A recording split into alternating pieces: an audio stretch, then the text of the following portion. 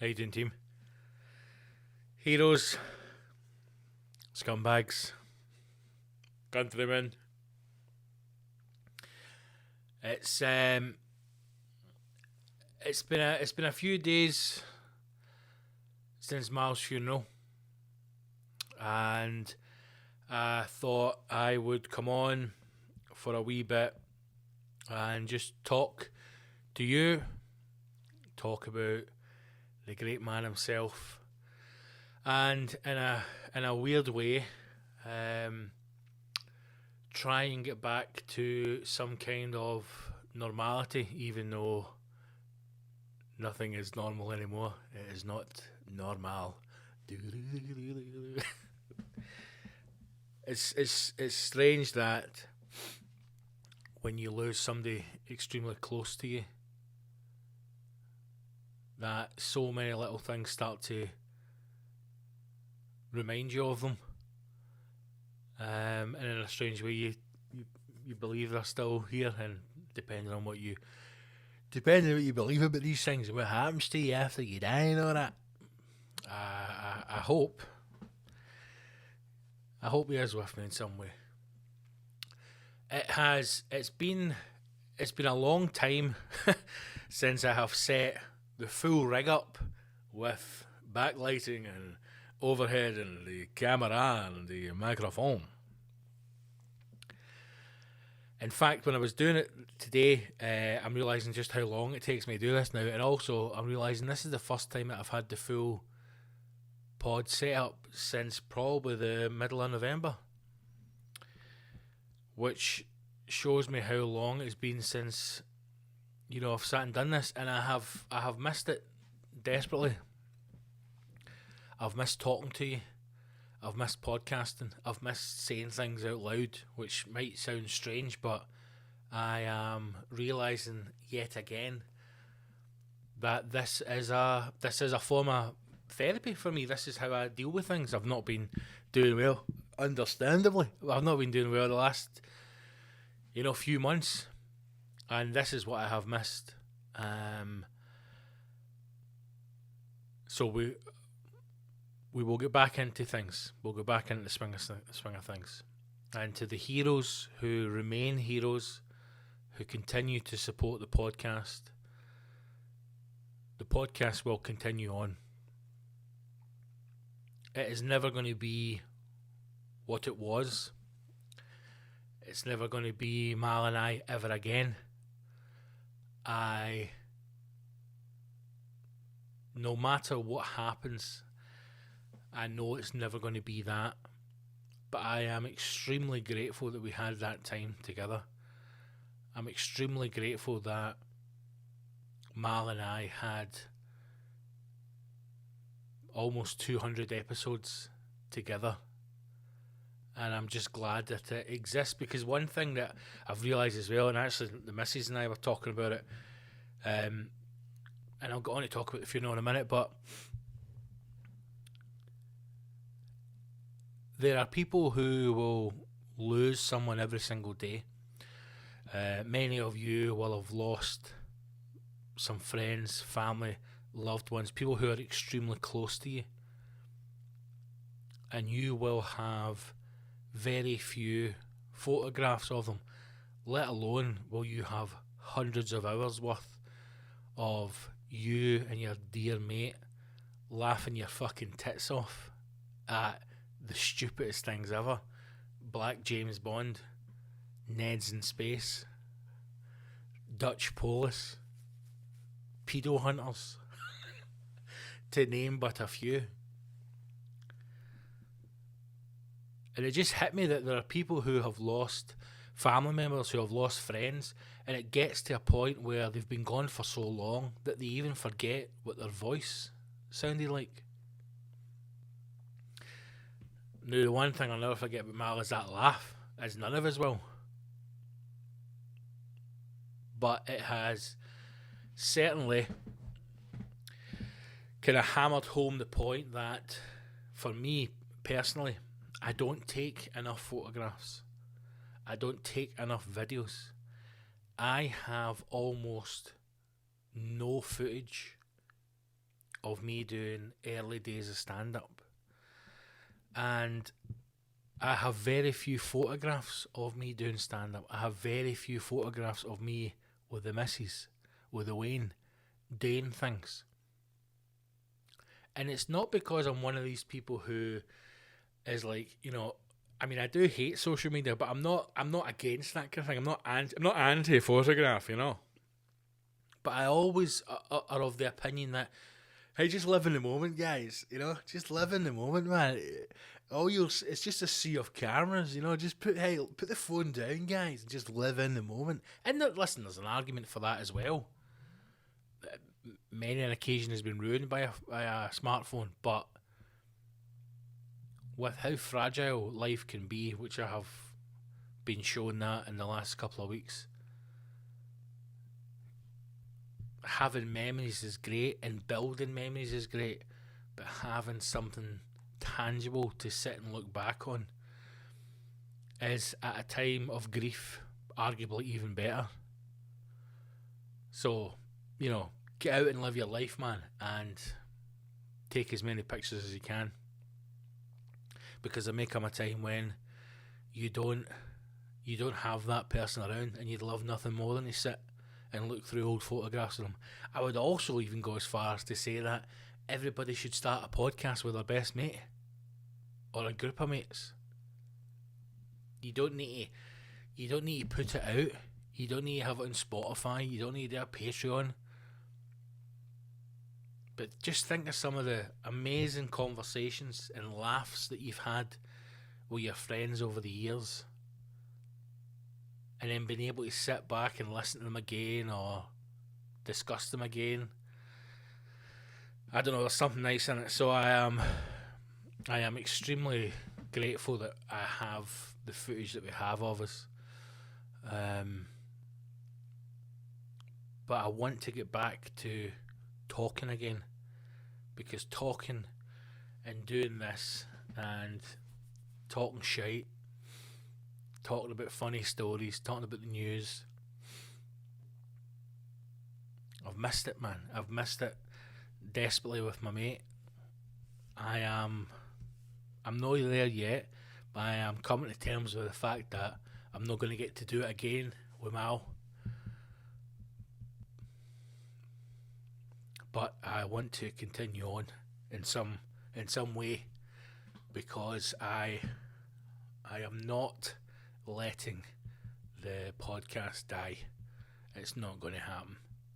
We will continue on, and we will be laughing again and telling stories again, and we will remember Mal forever on this podcast. Regardless of what I do in the future, he will never be forgotten, and I will make sure that, and I know the heroes will as well. He's still got me. He's still fucking getting to me. I miss him. I miss you, you bastard. When we first started doing the show, the podcast together, we used to record in Mal's studio, right? And I cannot stress this is a studio with a small S, right? It was a box. No, let's just go back to the start. So we had started talking. We met at a charity fundraiser, which was the Catherine McEwen Foundation run by Derek McEwen, and we started talking. We met there, started talking, and I was trying to think about this when I was writing stuff down to say at the funeral, and I got the. In fact, I'll see if I can find it before I go. I have a notepad which I tend to write down ideas in. So I put notes in my phone. This is for stand-up, this is for comedy. I put notes in my phone, and if I think something's got legs, so if I still think about it after a few days, I then put it into this notepad, just one line or one word, something like that. And if I'm still thinking about it in a week or two, or I'm sitting and I'm going back through the notepad, and I think that it's something that's interesting, or there's something that I could maybe tie it on with to make a bigger bit. Then I take it into this big pad that I have, and I'll start to work through ideas, and that's how I kind of do stuff. And it's all very much just kind of bullet points and stuff off the head. But if there's something that sticks with me, I'll try and work on it. So last week, actually a week ago today, I sat down and I opened my pad up with the intention of starting to write down some bullet points about Mal, some ideas, some stories of things I wanted to talk about. And when I opened the page up at a picture of a giant bobby. And Mal, he would do this to me all the time. Whenever I would go out to go to the bathroom or something like that, he would go through my notepad and just draw cocks. Some would fill a full page, some would be in a top corner or a bottom corner. There'd be times when you'd be going through it, writing stuff down, and then you would move over to the next page and not realise there's a fucking spunky bobby.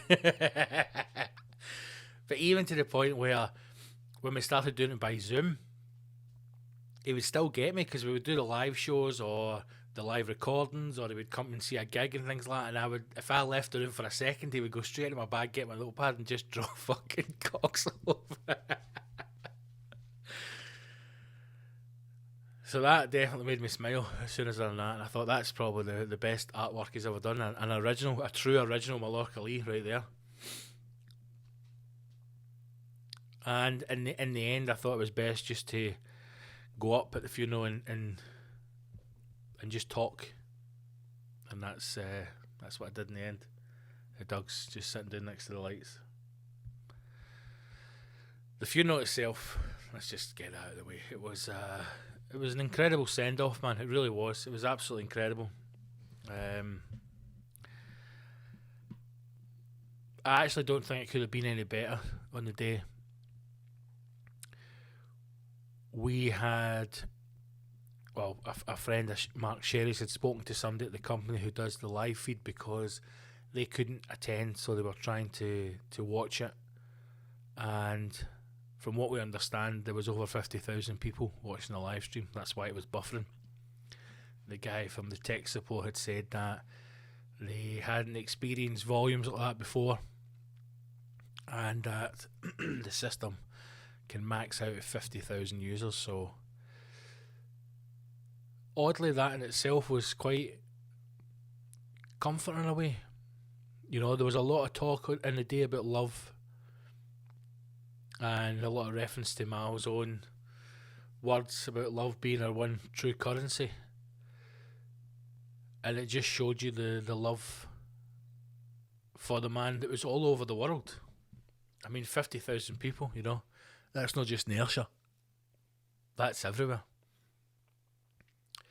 We know that people in Australia are watching, people in Thailand, obviously the kids in the factory in China were watching. I did say jokingly during my wee bit at the funeral that he would be raging that there wasn't a merch stand, and I'm half joking because he would have been raging that there wasn't a merch table at that funeral. But it was an amazing, it really was an amazing turnout, and everybody who spoke on the day, I was saying this to Ross, Scottish Adele, that everybody who spoke, it was so different, each speech, and yet so right for each of those people. I was worried about Big Sherry because we'd been talking during the week and he wasn't sure if he was going to say anything, and you know, we just reassured him that there would be everybody who was there to support him, and then on the day he was fucking brilliant. He was absolutely brilliant. I thought everybody was brilliant, and it was just beautiful to see, man. It really was. I actually didn't realise just how many people were there until I got up. I was doing okay to start when I was talking. I was alright, and then two things. I looked up and I was shocked just at the volume of people who were jammed into the room. And then through the windows at the back of the room, I could see people outside. In fact, I could just see to my right. So if you were looking at the room, you'd have been in the far left window. But to my right, I could just see somebody in a white ultrasonic beanie. And then my eyes kind of settled and I realised just how many people were outside of the venue as well. And that got me. And then I saw Angel at the front, and that, with Angel crying, that just set me off, and that was me. And then I was really struggling. I thought I was going to be quite cool and calm and collected, if I was being honest. I was fine the whole day. And then once I got there, I blubbering idiot nearly fell apart. But it was amazing to see the love in the room. It really was. It really, really was. And to different people who had travelled, some distance to be there, it was amazing to see. And I know that Maria and the family, it meant a lot to them as well. But yeah, so start the pod, man. So when we first got together, I never wanted to kind of impose on anyone, and Mal had said, look, I've got a studio, why don't we come and record in my studio? And I remember at the time thinking, fucking hell, we've cracked it, man. I thought it was going to be like, I actually thought it was going to be like some, when you see like videos of rap guys like Kanye West and Jay-Z, and they're in the studio and it's like the big mixing desk and the sound booth. That's what I thought it was going to be. I thought we were going to be recording in a full production studio. Little did I know it was a box room in Paisley. And I remember going and he's saying, it's at my house, mate. And I still, even when I was driving up, I remember thinking, maybe he's got, because let's not kid on, it's not a high-rise flat it was in, right? It was a fucking cracking big house in Paisley. But I thought maybe they've built something into the garden. Like one of those garden offices. Beautifully clad building inside big production suite. No, it was a fucking box room. It was a fucking box room. And he had this awful desk, man. I hated that desk that he had. It was like a kid's desk, like a kid's gamer desk, with just cables and shit everywhere, man. It was the most badly organised studio I've ever. It would give me anxiety if that was in my house. Like if I was sitting here and I knew I had a studio up the stairs with that much mess in it, the anxiety levels would have been insane. But somehow it worked for him. And he would go in, man. And here's the thing, right? When we got to recording every week, or even at the points when we were just turning up to record, when we were doing it monthly and fortnightly, it wasn't a big setup. Like, it got to the point where it was, because the early days there was no camera, it was just audio. So it was 3 microphones plugged into an amp, which went into the computer and we recorded on the computer. That was it. Now, if you don't have a room and you only have that equipment, it's taking you 10 minutes to set that up. 3 microphones into an amp, 3 mics in people's hands, plug it in, away you go. And for some reason this took 1 hour minimum every time. Gary used to do his fucking nut every single, because we would come in, the 3 of us would. And you know what? I apologise because I feel like I'm going off in tangents here, but it's just as I'm remembering stuff. He used to open the door, right? Obviously to greet you, to welcome you in. And sometimes he would open the door and it would be, hey there, and like we just do, or we would take the piss, or you pretend you're gypsy. Which is I know it's, we're all going to get cancelled eventually, but he would open the door and I would be standing there, and to get into his house there was steps. You had to go up steps there in the top half of the house, so you're already down low, and he would open the door and you'd be like, good morning sir, are you the man of the house now? Do you own the home here? What it is, we're in the area and we're tarmacking roads now, driveways, or it's 1,500 cash for the full drive now. Can I talk to you? Is you a good lady and can I talk to you? And him and I would do this for 5 minutes. We'd go back and forth. Or he would put on some other weird accent and we would just play with it, and I loved it. I loved that because it was just daft. And oddly, that there is what the podcast became. You know, those 3 minutes that we used to have when I first turned up before Gary got there. That's what the show became, just daftness. But we would go in, we'd sit in Mal's kitchen, and we would have a cup of coffee and chat shit, and just talk about gigs and talk about stuff that was coming up, or stuff we had to do, or things we were going to talk about. And sometimes people would say things, and we'd always go, "Aye, save that for the show, save that for the show." And Maria used to make apple cake, and used to make different things, and Mal would give you the cheap biscuits, and he would begrudge giving you a bit of cake, and he always made a terrible coffee, man. he always made a fucking awful cup of coffee.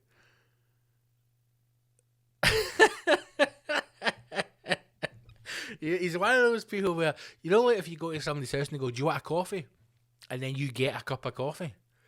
Not luckily. He would give you what you could argue is the essence of the coffee. So he would put coffee granules, right? And I mean, Nescafe or some kind of own brand. You get a spoon of that in a mug, and you get hot water. Wouldn't he stir it? Then he give you the cup. Then it's up to you. Now, if you need milk and sugar, that's what you've got to do yourself, because his work is done. He's put the coffee in the cup and hot water in. That's your coffee. The rest of that, the add-on extras, that's up to you. So then I'd spend fucking a minute trying to go in his kitchen to remember where the sugar was and it had been moved, or where the milk was. But we had a fucking good laugh in that kitchen, man. And then Maria would come in and we'd be sitting there giggling like wee schoolboys. And we would go up the stairs. And within 30 seconds, Gary would fucking hit the roof. "How have you not got this ready, Mal? How is this not sitting ready?" Now, I used to just think this is just three pals hanging out having a laugh. It doesn't matter how long it took, but it used to fucking drive him mad how long we would have to wait for Mal to get ready. But it was consistency, because every single time, it doesn't matter. You know, even when he moved house and we would go and do some recordings there, or we would do recordings on the Zoom, he was never on time, and then when he was on time, it took him ages to get started. Even Ross told me, obviously we're telling stories, we're just talking, and Ross was telling me that he turned up at Mal's house in Paisley to record vocals for a track that Mal was recording. And Mal opens the door and he's like, "How you doing, mate?" He's like, "I'm good, aye." And Ross is like, "I'm good, aye, as in, I'm here, how you let me fucking in the house?" And Mal's like, "Wait, what's up?" And he says, "What do you mean, what's up? I'm here to record the vocals." Completely forgotten all about it. And then, of course, Ross is like that to me. And then it takes him a fucking hour to get everything set up. He was some boy, man. Do you know one thing I do love that I'm glad we did?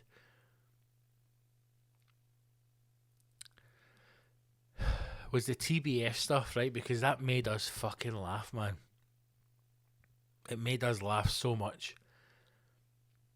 So that started where I quite like tech stuff, right? I'm quite interested in like how things work, and I'm not good at maybe working computer programs and things like that. So doing the audio for the show and making like the wee stings and stuff. When we would finish recording, and this is when it was the three of us, as soon as we finished recording, Gary would go, right? Gary would be off. Literally, we'd say, "Right, thanks for listening, cheerio," and then it was headphones off and Gary would leave, right? And I would hang about. Two reasons. One, I wanted to hang about with my pal, because I wasn't really going anywhere else. And two, I like to see how Mal did things. And I don't know how TBF came up, but some heroes might remember, but it was off that back of the song we did, He Touched Me. And we stayed back, and he was messing about in a drum machine, and then we just started to record the "He Touched Me." No, he touched me. But that was the very first time, and I can vividly remember it because if you imagine it's a kind of long, narrow room, and at the end of the room is the window looking out into the garden, and all along the left-hand side of the room was the desk. He had keyboards at the door just as you go in, drum machines, and then down this wall had the gold discs and the silver platinum discs and some different posters and things, tickets and stuff, bit of memorabilia. And then at the bottom of the room there was a kind of a desk, not a desk, but kind of like a chest of drawers or storage drawers, and there was kind of stuff on that. And he plugged in one of the drum machines, and we were just playing about with it. I say he was playing about with it, right? And I remember sitting watching him thinking, he's fucking good at this, man. I had no idea what he was doing, but twisted a few knobs, pushing a few buttons, and suddenly there's beats coming at it. Fast forward, a good number of years, and we decided we were going to try and do a TBF album, which sadly we never got to finish, but we did 2 tracks, or did we do 3 tracks? And see, I remember sitting in the new house, watching him make beats and layer all this together, and then us putting vocals over it in our horrific gypsy Northern Irish accents. And I can vividly remember sitting in that sofa watching him going, you're fucking good at this, man. It was like watching, because he's my mate and he's a good laugh, and I think he's a comedian, and he's a creative, he's a talented person, but to see him do the thing that he loved doing the most, which was music. The thing he loved the most was riding and eating, but creating music, to watch how that was done was wonderful, and that's something I'll never forget. I do remember sitting on that sofa going, he's fucking good at this. Aye. Well, I used to do it in Paisley, and it was a good laugh, man. We had some good times there. He would fucking go off his nut when stuff had been left, when the Waynes would come into PlayStation and use the monitor and use the speakers, and he would gaff his nut when things were left there. But it's just good times, man. It's just good laughs, and hearing all the stories of people and hearing everybody tell different stories at the funeral was just great, man. He loved doing the podcast, as did I. I loved doing it with him. The only thing he loved more than that was his food. It was just, I thought I loved food. No, I should phrase this better. He loved free food. There was a very short period of time where, for whatever reason, the stars aligned. Who knows? But we got to do a series of food reviews on the podcast. I have no idea why they let us in. Now, also, I'm going to say this as well, to the heroes who support the podcast, who have done for a number of years. We will become more in sync with each other. I will be doing a lot more to reach out to you and bring you content. But I'll be honest, I had no idea just how many people listen to the podcast. I really didn't. I had always just gone off the Patreon numbers. And I'll be honest, I thought we were getting about 500 to 1,000 listeners a week. That's what I thought we were getting. And that could not be any further from the actual number. So to everybody who has listened to the podcast, who has supported the show, who has told anybody about it, I cannot thank you all enough. And I am just so glad that so many people got to listen to me and my daft mate talk shite every week. But it's been beautiful to hear people who I would never even respect have got in touch with me through Instagram and dropped me a DM to say that they listen to the show, and I didn't even think that this many people listened to it, so I can't think it's enough. But there was a time when we were doing food reviews, and the best one was when we went to Smoke when it was still open in Glasgow, right? Which was, oddly enough, it was a barbecue place, and I remember the woman was lovely, but they just seemed like they had too much money. It seemed like, not that they couldn't fail, but that if they did fail, it didn't matter, because they were moving in circles where, you know, spending a couple of $100,000 setting up a barbecue restaurant in Glasgow really didn't impact them if it was to go belly up. I remember getting shown round the kitchens. Now, when we first turned up, right, let's just go back to the start, Gibbo. When we first turned up, the three of us went along, and I think the woman was expecting like the BBC there. I thought she was expecting us to have camera riggings and everything, and it was just three fucking idiots wanting a free dinner. That was it. It was three guys wanting a free dinner. That's all we wanted. I thought she was wanting us to like interview her and video stuff. Because at one point she says, "Do you want to see the kitchens?" And I was like, "Yes." So she's showing us the smokers, and there's no gas. That was their big thing. There's no gas in the kitchen. We don't have gas set up. Everything is either electric or it's in the smokers. So there's no gas. I was like, right, fantastic. And I felt the way she kept saying it was as if like, you should write this down, and do you want to film the smokers? All that. Who the fuck jacked me up? Do you think this is a good food challenge? This is three fucking chancellors wanting a free dinner. And we had it, so we eventually we sat down and we had a drink, and they brought us over like a platter each of all the different smoked meats, and we had beef brisket and pulled pork, and we had this kind of beef stew thing, and cornbread, and all sorts. And I remember sitting, because Mal was sitting next to me, and every time we'd take a bite of food, he would just turn to me and go, "I can't believe this is free. I can't believe we're getting this for free." Regardless of what we did with the podcast, regardless of how many people have listened to it, how many live tickets we sold, incredible messages that we got from people, from you guys, for heroes and for scumbags, but we got from you through lockdown saying that the podcast really lifted you out of a dark place, and you also don't realise how much it lifted me and Mal out of a dark place.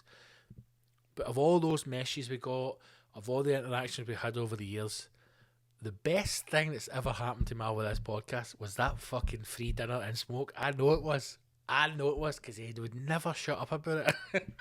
I can't believe this is free. I can't believe this is free. And then even when we were leaving, he was like Cloud, he was buzzing. I've got a fucking free dinner. He loved it. He loved his food. However, as he was getting older, he was getting worse with the food reviews, because I had to cut him off. He recommended a restaurant to the missus and I to go to in Glasgow, and it's so bad that I can't even remember the name of it. It's probably shut down now. That's how bad it was. And we went, and we had one of the worst experiences of our life. It was a small plate thing, right? Which sometimes I don't mind. I don't mind the small plates, because you just order hundreds of small plates. But the only thing that sends alarm bells to you, or it should send alarm bells to you when you get to eat, is when they say things like, "We will bring the plates as and when they're ready," because then that starts to panic. Because what happened to us that night is the worst thing that can happen to you. They brought out all the food very slowly. We sat for nearly an hour, and then right at the end, once everything's done, they brought me out a plate of potatoes.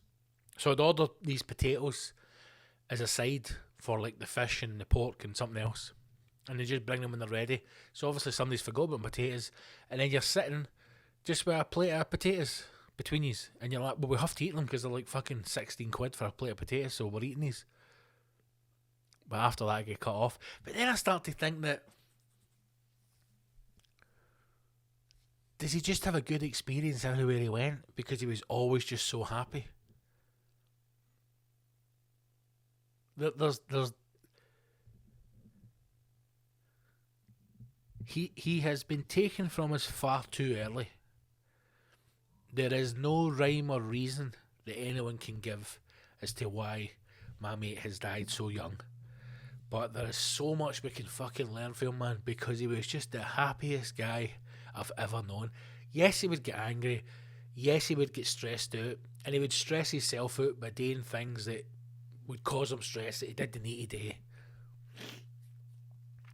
But just watching all the old videos and the old clips, even from when he was a young man, right the way through to, you know, a couple of months ago, last year, even when he was in Australia in November, he was never no smiling.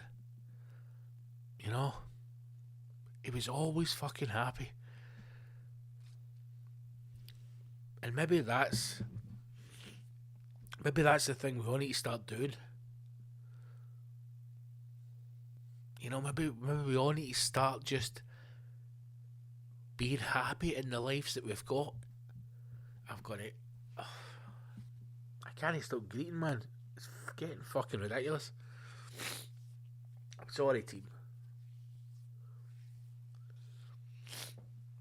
Maybe we all need to start being happy with what we've got. You know, instead of constantly every day stressing about not having this or not having that, maybe we've got to just take a step back for a minute and think, what have we got? We are here, we are alive, we have got people around us who love us. When did that stop being enough for us? You know, when did having a good partner or having a healthy family or having your own health, when did that stop being enough? When did we start needing more? And how much fucking shit and grief and loss do we need to go through before we start realising, do you know what? What I've got is fucking good. I'm going to get up every day and I'm going to have a smile on my face. And I know it's easy to say, Gibbo, because it's fucking hard, because life is shite, we're all paying bills and we're all skinning, and I get it.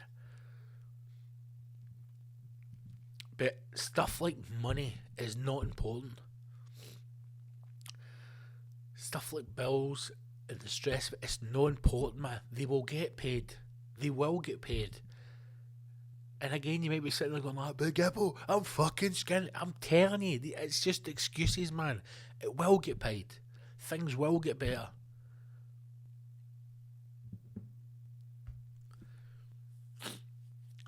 Because you can work all the days under the sun. You can work a 90-hour week if you want. You could have tens of thousands, millions in the bank, and you could fucking die tomorrow. Or you could get a horrific cancer diagnosis and be dead in 2 months. And then what you gotta do? We need to take a leaf out of Mal's book, man, and we need to fucking be happy. We need to smile every day, and we need to laugh, and we need to brush off the stuff that's not important and focus on the things that makes us happy. Family, friends, talking shite, eating food. That's what we need to start doing, man. But honestly, I've never seen him happier. I've never seen him happier than when he's eating. When we went for that fucking smoke, and we went for a curry once as well, and he was delighted to have that. And maybe we went to Buck's Bar for lunch, and of course, 40 minutes late, because he had to fucking take Maria somewhere. And then he turned up, and again, as soon as he came in, you can't be mad at him. Even when he leaves you sitting for 40 minutes, you can't be mad at him, because he would come with that big stupid smiley face of his. And you think he's happy because he's seen me, and then you go, no, he's happy because he's getting his dinner.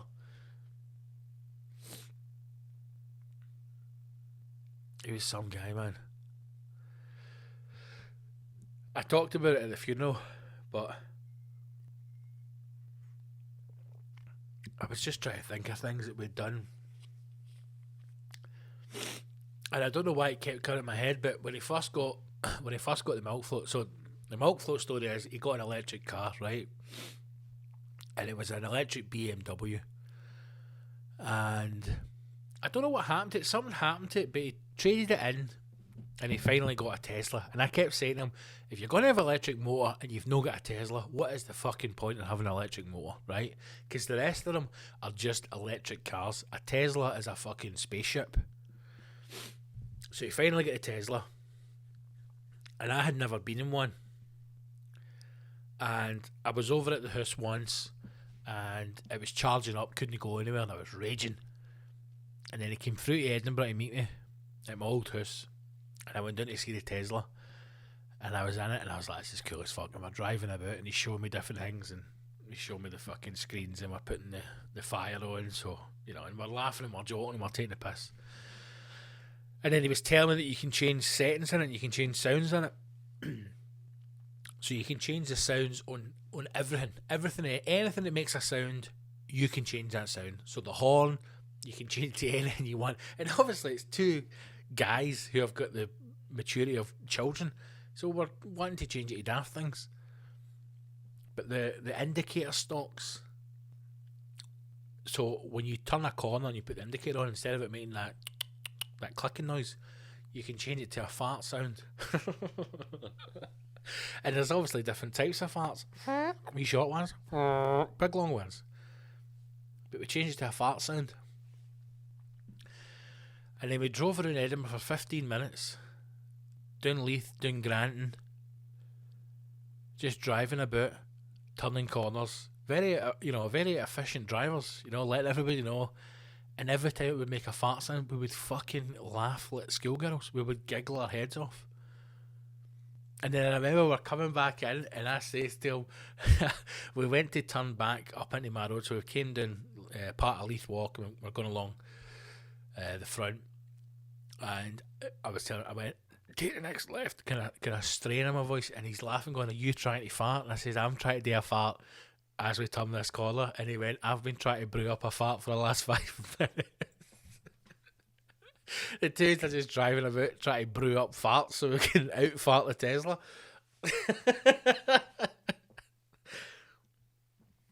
And like I said, I wish I had a story about him and I, walking through museums together and discussing fine art. But I don't know why that's one of the things that sticks, is trying to drive about, brew a fart in a Tesla in Edinburgh.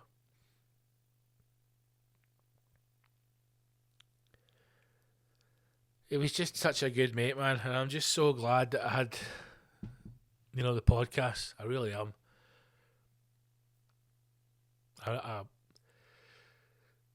One of my happiest memories, right, and I never told him this. I can feel myself going again.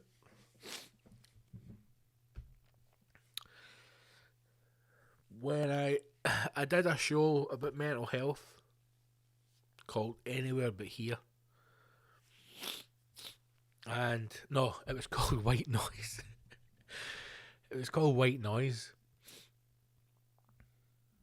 And I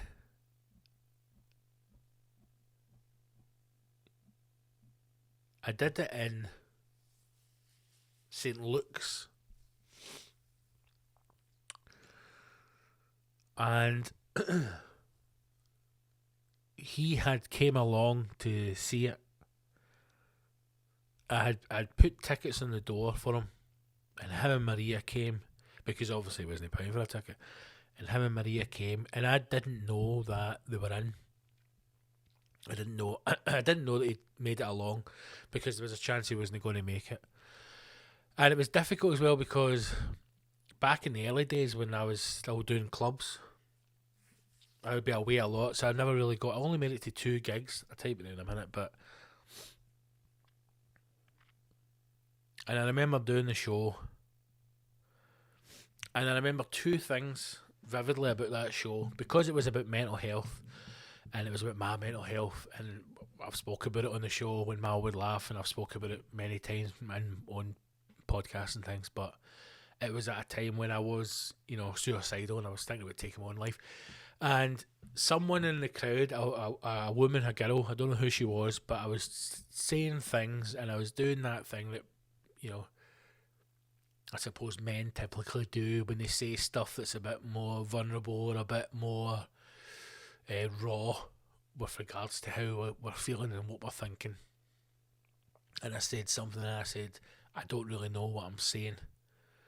And then somebody shouted out, what you're doing is right, and keep talking. And I remember that kind of lifting me up. And then I don't know what I did after that, but I said something else, and this was still quite early on. I said something else, and then all I could hear was Miles laugh. All I could hear was Miles laugh. And then I just knew that he was in the room. And I was so glad he was there, because I loved it. I loved having him there. It felt like a support for me. It felt like a support network. And I think that, if I'm being honest, it was because I was so proud of him. I was so proud of all the work that he'd done and all the stuff that he'd created. And to have the feeling that he supported me as well, it was just wonderful to have him there. I remember during all this, somebody had sent me a message saying that they were sitting next to him that night in St. Luke's, and they were laughing at the show, and then they would laugh even more when he would laugh, because they would recognise that laugh for the podcast. And it honestly is one of the best laughs ever. It really is. One of the nights when I was doing the show in St. Luke's, I went straight to the Classic Grand after it, where he was doing a rave. And he didn't know I was coming, and I came in, and Pauline let me in, and I managed to sneak up the back. And the look in his wee face when I was standing at the back of the decks was brilliant, man. I'll never forget that, because he turned around and he was pure cheering, and he's like, oh, and then gave me a big cuddle. I'll never forget that night, man. That was wonderful. And a night I'll never forget as well. I'll tell you this much. He was doing a gig in the Barrowlands a number of years ago. Some of you may have been there. And I'd said to him that I was going to do a gig. It may have been in Edinburgh. I was doing a gig somewhere, and I was coming back, and I'll try and drop in. And this was at a time in my life where, just before writing that mental health show, I wasn't in a good place. I was living with a horrible, horrible cunt of a woman. And I never wanted to go home. I used to be driving back. And I didn't really have anywhere to go, because there was no kind of late night spots and things like that in Glasgow. So I had to go home, and I used to drive hours out of the way, and I used to take coastal roads and things like that home, just so that I would stay out longer. And one thing, I didn't want to go home, and the second thing, when I knew I had to go home, I would do it deliberately to get home extremely late, so I knew there was no chance anybody would be up. But this night I was like, I don't want to go home, and I went back into Glasgow, and I went into the Barrowlands, and I remember I said to the girl at the desk, I said, listen, I know the gig's well underway. I mean, it's like 2 hours in at this point. I says, but I know, Mallorca Lee's a friend of mine, and I think he's left tickets for me. And I remember saying that, now, it might be under Scott Gibson, and if it's no under Scott Gibson, it'll be under Fats. It'll be under Fats.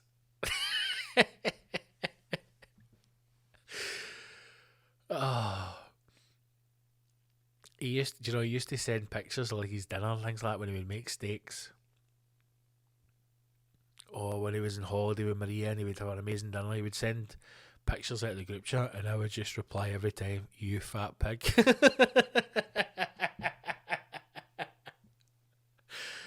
You fat pig, every single time. You can go on Instagram, WhatsApp, and you can search. I didn't realise you could do this till recently.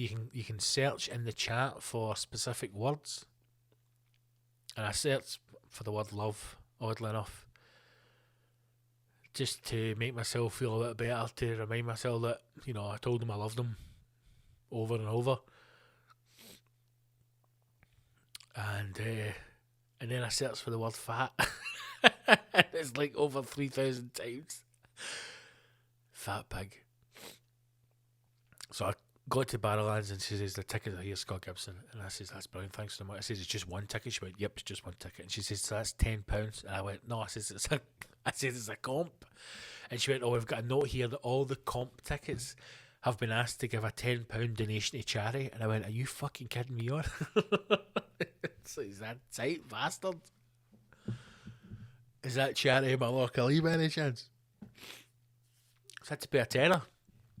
And I remember getting in, and I went in the Barrowlands, and I didn't know what to expect, and it was fucking rammed, and everybody was going mental, and the rave team was in full flow. It was wonderful to see. It actually felt as though, as I was walking up the stairs, I was going back in time, because it's the old 90s dance music, but the people there were my age plus. You know, some people were in their 20s, most were in their 30s, 40s, even 50s. And there was no, there's no young fashionistas, or there's just people there sweating their tits out their fucking face and ectos, man, just enjoying themselves. And I remember I came, if you've ever been in the Barrowlands, I hope you have. If you know, you need to go to a gig at the Barrowlands. And I came up the stairs, and then I kind of turned, and you can see the pillars, and then the dance floors through the pillars. So I walk through, and I can just see him on stage with the beanie hat and the white t-shirt going fucking bananas.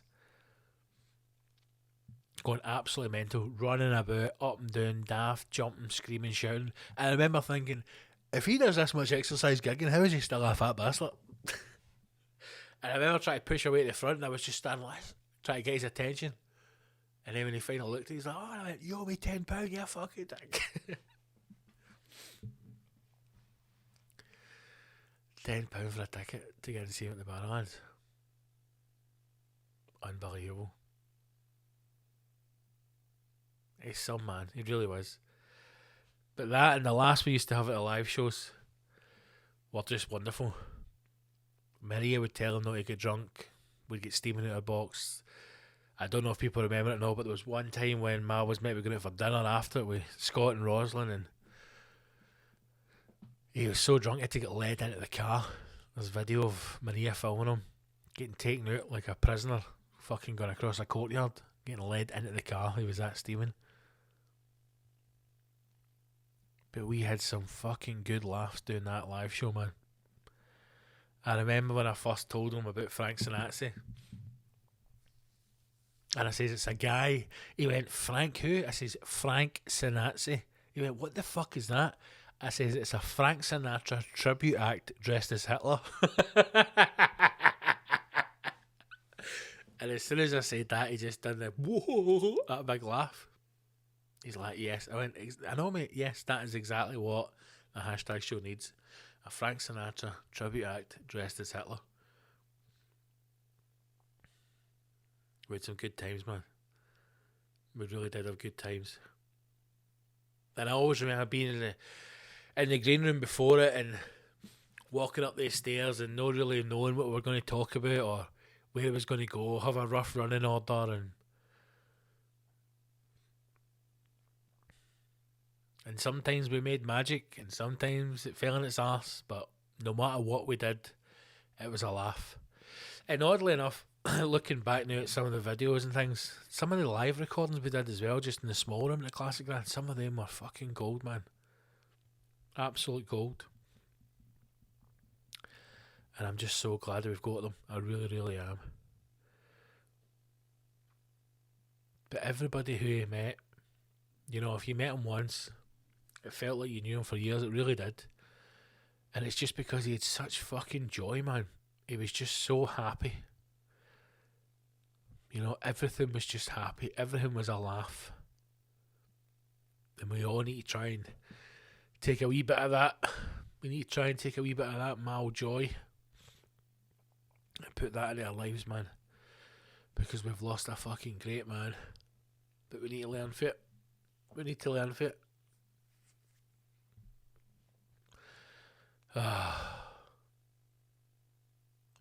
One thing he did ask, and one thing I'll urge you all to do, he'd put a post out about Facebook about it as well, but he loved the rave team, he loved 1994, he loved the hashtag heroes, he loved doing the podcast, He loved his family more than anything on this planet.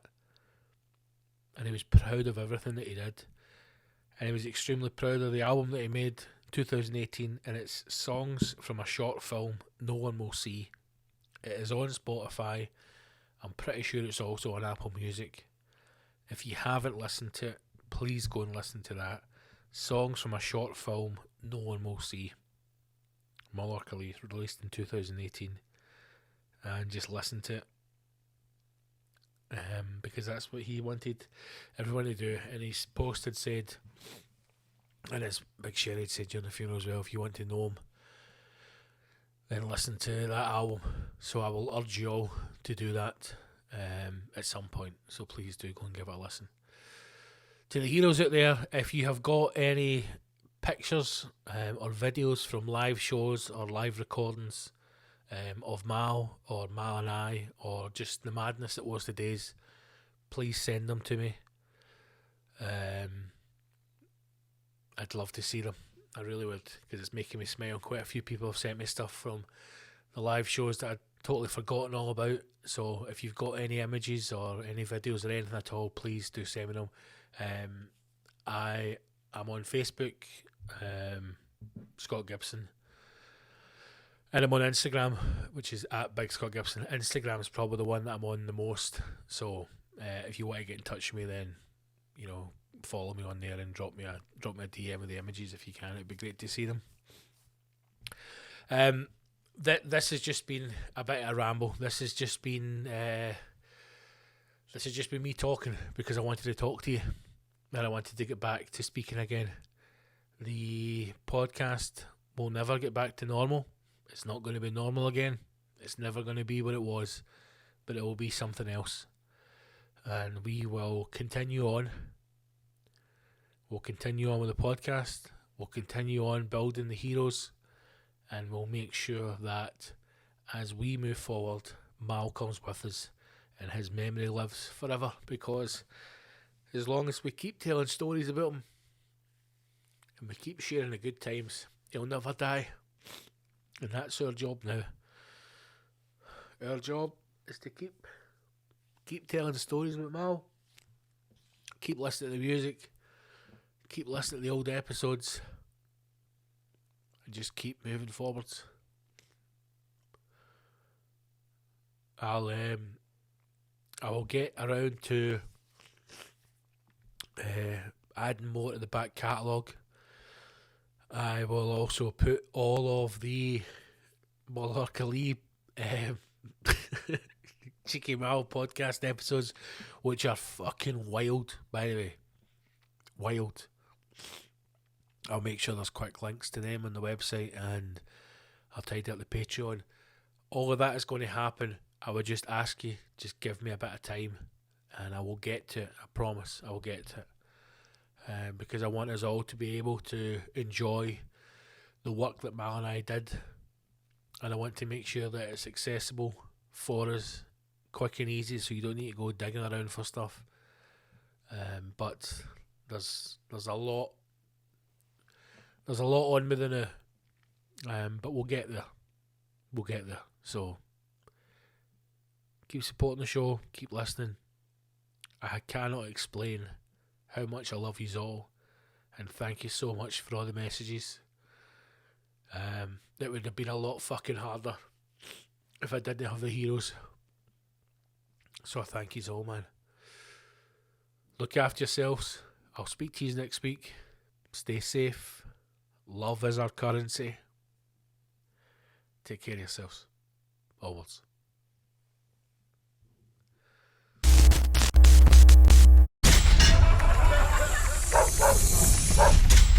Bye, everybody. Thank you. Good night. Okay. Great. Good night. I love you. Okay.